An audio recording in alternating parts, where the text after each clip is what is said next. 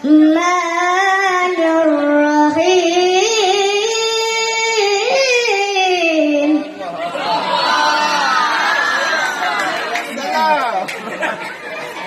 Wahai bunda, wahai ayah balik tengut, maka masa tajuk anubat tempat buat upaya jut anu tanyamu bahagia jiwa urmah dihormat ayah bunda tuntut ilmu menata farajin pubut saudara mandum rata dengan yakin agar ngan inam wajib tajam pada najut supaya tepat ibadat pat yang wah lanjut. Wahai bunda, wahai ayah balik tengut, naga masa tajuk anubat tempat buat supaya anu tanyamu bahagia jiwa urmah dihormat ayah bunda supaya jut anu tanyamu bahagia jiwa urmah dihormat ayah bunda anu getana umur tujuh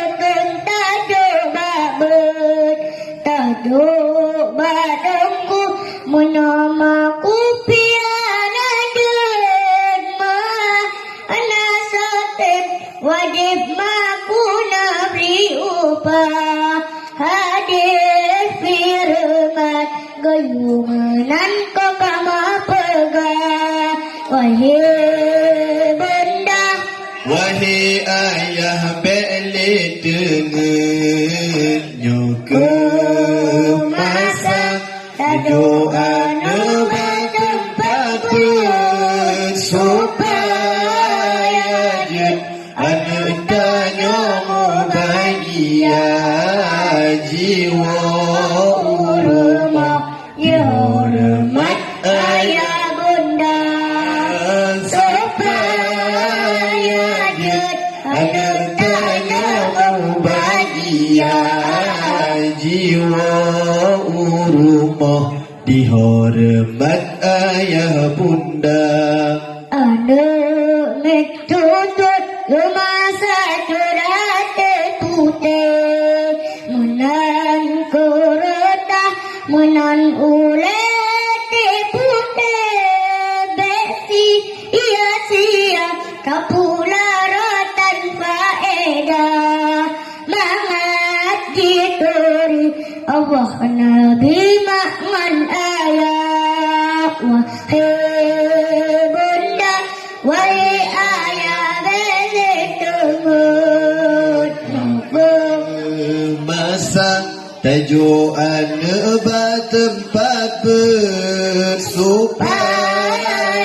jut anu tanyamu bahagia jiwa urmah dihormat ayah bunda Allah menangkaraya anundronya kalulage tam sekebeket tabutarani balungke ogo yujabat kita jika bagadi bolage yuja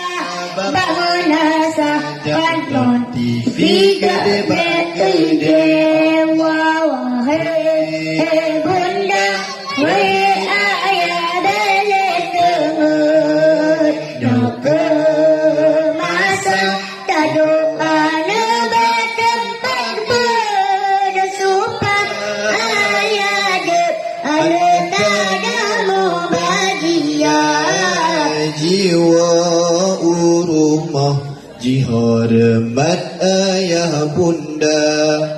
Sosan patih berkepala akhnuda Kasayang raya ayangan madini ada Yunyan ketelah menangan yang Ketumbuk Rayo masa ubik anak Hangga peruno Allah